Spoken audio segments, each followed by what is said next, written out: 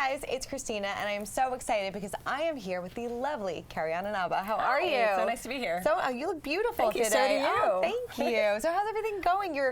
You are co-hosting The Talk, judge on Dancing with the Stars. You basically do it all. Well, like you. We all have to do it all in this day and age, right? Yes. I'm really grateful. I just got the job as the new host on The Talk, and it's been wonderful. Every day I get to go to work and learn, kind of like you, interact with people and hear their stories, and it's been wonderful and have a wonderful platform. Has it been easier or harder than you thought it was going to be? I will say it's harder. Okay. You know, I had guest co-hosted about 60 times before I actually got the job, and I guess it's very different when you're just a guest co-host and then when it's actually your responsibility to make sure that you're great all the time. And, it's been a nice change, though. I enjoy the challenge, and I love being with the women. Every day I learn something new. You know, being on a panel with 5 very diverse and very strong and intelligent women it's kind of like a gift. Sure, definitely. Really. What has been the most challenging thing so far? I think the most challenging thing is having a routine every day. I've never had that as a dancer who turned into a choreographer and then became a judge on Dancing with the Stars, which is only, 10 days a season. Sure. Twice a year, right? Yeah. So this is a very different type of schedule, but I'm liking it. I like the structure in my life. Structure, yeah. Is it hard to get up like every day? That's the truth. What time does that alarm have to go off in the morning? Actually, not bad. I get up at 5:30, and I do a little bit of Pilates on the days that I have the energy. So other times I get up at 6:30, and I don't do the Pilates. They hit that snooze button. Exactly. Snooze. Yes. Oh, Kim is asking, what do you use on your skin? Yes, I want to remind everybody to please send in your questions and your comments. I love that. Okay, so what do I use on my skin? I use a lot of things. I use a lot of oils, and I use Kate Summerhill. Oh, yes. The best. It's always amazing. Smells so good too. Yes, it is. I love it. You know. Out of all the co-hosts, who have you bonded with the most so far? Actually, you know what's amazing is I bonded with all of them. Yeah, I sit next to Sharon and Cheryl, and they're such different energies, both very strong women. Cheryl's always cracking me up, and actually so is Sharon with her stories about her life. She's so incredible, but she's got like a maternal spirit. Sure. And then I love Eve. Like we hung out the other night, and we laugh a lot. Yeah. And I want to learn fashion tips from Eve because she's just got great fashion. Totally. And Sarah is just so intelligent. I love looking into Sarah's eyes and having deep discussions. It's really powerful. Has it been hard to, because a lot of the show is expressing your own opinions and talking about your personal stories. Has that been easy for you to do? You know, when you're in a safe environment, it's easy to share, and I feel really lucky and blessed that that environment is so safe. I know that I can tell my story. I know I'm going to have the support of not only the women on the panel, but the viewers at home. They've all been very supportive, and I enjoy sharing my story. I think it's important to share your story so that you can help people. Yeah, you kind of forget that like millions of people are watching. And until you hear the comments back, but everybody's been very supportive. I'm really grateful. Yeah, it's different than being a judge. People are not as supportive when you're a judge. Sure, I'm sure. I'm sure it's totally different. For sure. Has Julie reached out to you at all? Yes, Julie sent me flowers as soon as she heard about the job, that I got the job, and she's been nothing but supportive. And she's back on the lot. She's doing Big Brother, which is great. So happy for her. Yeah, definitely. What's been the best moment so far? Oh my gosh, there's been so many, but I have to say we recently had Brigitte Nielsen on, and we've seen Brigitte go through everything in her life, right? And it's been wonderful to see she's in the happiest place ever. And sitting next to her, you could feel that effusive joy, and I loved being next to her and seeing her so happy. That's what it's about. It's about empowering other women and hearing their stories and sharing our stories. Definitely. Jesse is asking, is it hard to not bump heads in heated conversations? Oh, you know what? It's okay to bump heads. Yeah. It's kind of, it's encouraged. Yes, it's not so much encouraged, but it's really important for us to give our honest opinion. I think honesty resonates on camera, and I think people can feel when you're telling the truth, and it's really important to. We all have so much respect for each other that I'm happy to hear when someone has a different opinion than me, because maybe I can learn, and usually I do. Sure. That's the beauty of it. Definitely. So you're going to be doing this and balancing judging Dancing with the Stars. How are you going to do it? What's great is Dancing with the Stars. I've been doing it for so long. We're heading into our 28th season in the fall. Thank you so much. We're not doing it in the spring this year, which is going to be different, but I think it's going to make the fall even better if and when it comes around. And hopefully, I'm not taking anything away from my job. Like people were saying, are you doing the Talk and you're not going to do Dancing with the Stars?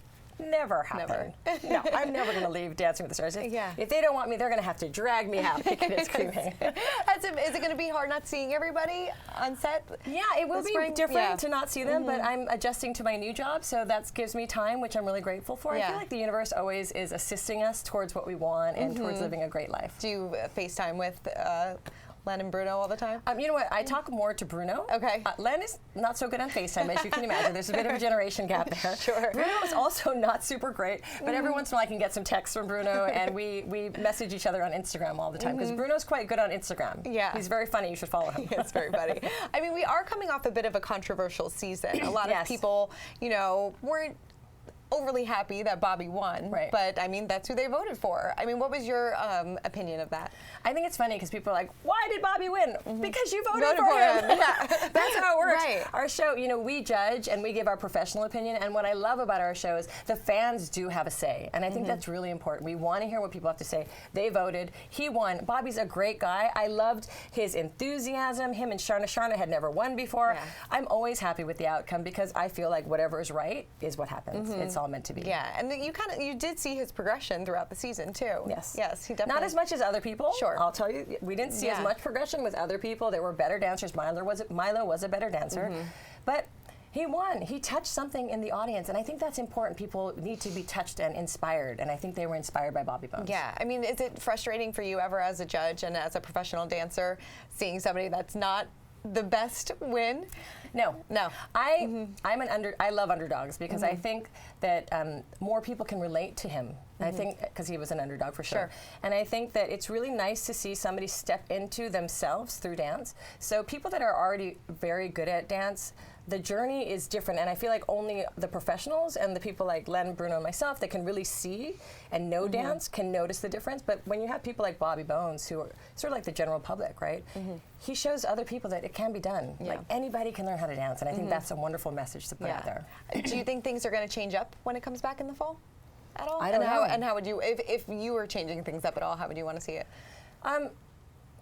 I love the classic dances, so I love when they put on a good old-fashioned ballroom song, and we do a good old-fashioned foxtrot. I love it when they stick to the classics. Hint, hint. That's my little tip. Is there anybody that you would love to see come on the show? I'd love to see Craig Ferguson. I always have. But I would also like to see the guy from The Bodyguard. I can't remember his name. Robert. The King of the North. What's his name? Richard Madden. Yes. Richard Madden. If you have time in your schedule, please come on Dancing with the Stars.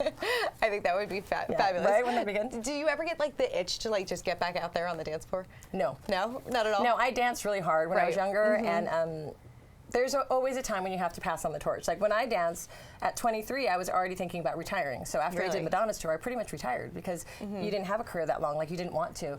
And that's really what has been good for me because it's pushed me into this new chapter of my life where now I speak and I get to do wonderful campaigns like what I'm here to talk about today. Yeah. So I feel really lucky. Definitely. Yeah. Is it crazy that it's been almost 30 years since In Living Color? Yes. Yes. 30 years. How does that happen? How does it go by so fast? 30 years. Oh my God, that's a long time. It's a long time. Do you look back and have fond memories of that? Oh yeah. I've been really lucky. I've had great jobs and great opportunities to work with various companies as well as be on wonderful shows with talented people. I've always sort of been at the beginning of something, so the talk is very different for me because it's the first time that I'm coming into something that is already pre-existing. Yeah. Yeah. So Would you and Jennifer ever do a reunion?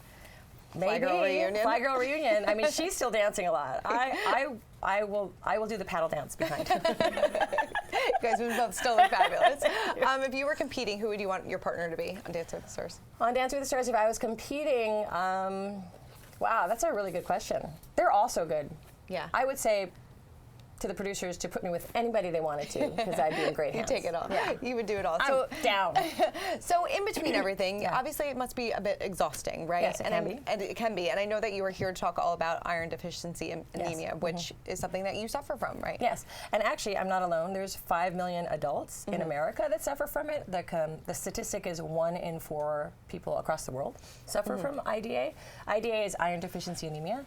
And about 6 years ago, I was going through a time, obviously busy in my life, but there was this new kind of fatigue that had crept in, and I couldn't get a handle on it. I had a lot of body pains, I had brain fog, I had a little bit of anxiety, and I went to my doctor, and he gave me the correct blood panel, because it's not a test that you get when you just go to the doctor for a normal checkup. And he finally gave me this test. It was the ferritin test, and it helped him diagnose me with IDA. And once I got my iron levels managed, it was just such a relief for me to know what was going on. As you know, in health, we have to know what's going on. We have to be our own advocate. And so I'm here today to help people get iron informed, because it was such a game changer for me to be iron informed and to learn about it. I had never heard about I was the going to disease say, before. probably a lot of people don't even right, know I know. about it. Have you heard about it? No. Yeah, exactly. And you know what? Did you hear my statistics? Yeah. 5 million adults. Right. That's a lot, right? It 1 in is. 4 people worldwide. Women have a higher propensity for it because of our weekly, or not weekly, but monthly. Sure. And for me, like, I had fibroids, and that's what was causing my IDA. For everybody, it's different, and everybody has different symptoms, and I want to make that clear. But what I want to say is, it's really important to have these conversations with your doctor. You have to be proactive in your life. You have to ask the questions. There is a website, it's a wonderful resource. It's getironinformed.com. And on the website, there's a doctor-patient resource guide that you can ask, like, it has the questions. You can actually just print it up and take it, because sometimes we don't know how to have the conversation. Of course, yeah. But I really want to encourage people to get iron informed, because just knowing makes such a difference to know whether you have it or not. Definitely. Mary is asking, how are you able to balance your iron levels? Oh, Mary. For me, my own treatment was I had IV infusions, but everybody's different, and this is what I really want to stress. I'm not here to say what kind of treatment is for you. I just want to encourage people to talk to their doctors, bring it up, ask them if you have IDA. It's really important. Yeah. It was just knowing. It's a game changer to know. Sure. I'm so relieved. And now you know that. I'm sure you probably feel so much better. Or is it Yes, something I that can you- take care of myself now. You know, we're all women, we're pretty independent, right? We think, and I think when we start to lose our health or get concerned because we don't know about something, that's when problems start. So we really want to just encourage people to get iron informed and learn about iron deficiency anemia. Yeah. I mean, you look fabulous. Thank you. What's kind of your fitness regimen and things like that? Thank you. I love Pilates. I have a trainer, Michelle Levitt. She's amazing. She's bringing me back from when I was a lot heavier a couple years ago, and I do yoga every Sunday, and I love it. And I've been hiking. Hiking is really nice. It grounds your spirit, right? It's sort of, in this day and age, it's really important to kind of ground yourself and be one with yourself in nature. Yeah, it's nice to take some time for yourself too, and just kind of let yourself just think. Yes, it is. It's really important. It is. What's your #1 wellness tip? My number one wellness tip is to take care of your health, I would say. I think it's really important to be an advocate for your own health, have a wonderful support team about health, and don't take your health for granted. So if you think you might have IDA, I would encourage people to go in and talk to the doctors and ask about it, because when you're in the know, you're in the know. That's so true. Yeah, you don't want to ignore things, because a lot of people do that, and they'll be like, we'll be fine. Yeah, don't ignore. Don't ignore, please. Don't do that. Take care of yourself. Take care of yourself, Exactly. totally. So before you go, I want to do a couple like rapid fire Dancing with the Stars questions. I'm ready. Okay. Take water. All right. Get ready for rapid fire. You gotta get it all out. Here we go. Okay. Who is the biggest judge diva when the cameras are off? Len Goodman! What is the most diva thing he does? Everything Len Goodman does is a diva. He was born a diva. Can't you just tell? Yes. Look at his pocket square. It is perfect every time. It's perfect when we're off camera too. Really? Yes. He Do you always ever wears just go gold toe socks, okay? Secret gold toe socks. Gold toe socks. Do you ever just go up and try to like mess it up for? Actually, you know what? If I lean on him and I have makeup, he's like, "Don't touch me! Don't get makeup on me." I love that. Len Goodman. I love him. That is so funny. Who has had the most embarrassing wardrobe malfunction? Most embarrassing wardrobe malfunction. Well, my stylist is here. Rhonda, what do you think? Was it me? Not me. You know what? I'm going to say it's Bruno. Yeah. But I feel like he did it himself. I think he just takes off his shirt all the time. So that's his wardrobe malfunction, and he does it himself. So I don't know. What can I say? Has there been a dancer a bad wardrobe malfunction? Oh, Kelly Monaco, season 1. Go back and watch. Have you ever held up the wrong score for a contestant, or has a judge? Has anybody? Yes, I have. I have done that. So has Bruno. Yeah. But that's actually, we didn't do the wrong score. We used to have this keyboard that we would punch it in, and sometimes we'd make a mistake punching it in, so it would be the wrong number that came up. It was kind of crazy. That's crazy. Okay. Who has been your favorite guest judge? Oh, my favorite guest judge? Oh, we've had so many. I loved having Pitbull was fun. I also loved having Robin Roberts. Okay. She was great. Mandy Moore, who's a dear friend of mine, and then she went on to judge Dancing with the Stars Junior. She was always great too. And a couple more. Who was the most shocking elimination of all time? Shocking elimination of all time. Why do I feel like it happened just this season, but I cannot remember who it was? Tinashe. Who? Juan Pablo! It was Juan Pablo Di Pace! Crazy. It was horrible. Yeah, he was one of our best dancers ever. Like, I feel like him and Niall DeMarco, who is the French guy from Sex and the City? Niall. Gilles Marini, and Marco. Marco. Yeah. Well, no. Niall. Who's on extra? Who's on extra? Who's the host? Mario. Marco. Yeah. Sorry, Mario. He's going to kill me for that one. But they were our best dancers, male dancers, right? Ever in Totally. history. So. All right, last one. Who is the biggest prankster behind the scenes? Biggest prankster behind the scenes is going to be Sasha Farber. Yeah. Yeah. What's his biggest prank? He loves scaring everybody. I'm so glad the judges were kept totally on the other side of the lot because Sasha's always scaring people during Halloween, so I never leave my trailer. I don't want to go near Sasha. Sasha, I'm on to you. Carrie, thank you so much for coming by, and please remind everybody where they can go to get more info on IDA. Yeah. If you want to get any more information on iron deficiency anemia, otherwise known as IDA, please go to getinformed.com. Awesome. Make sure to check her out in the talk. Thank you so much. Thank you. Picture.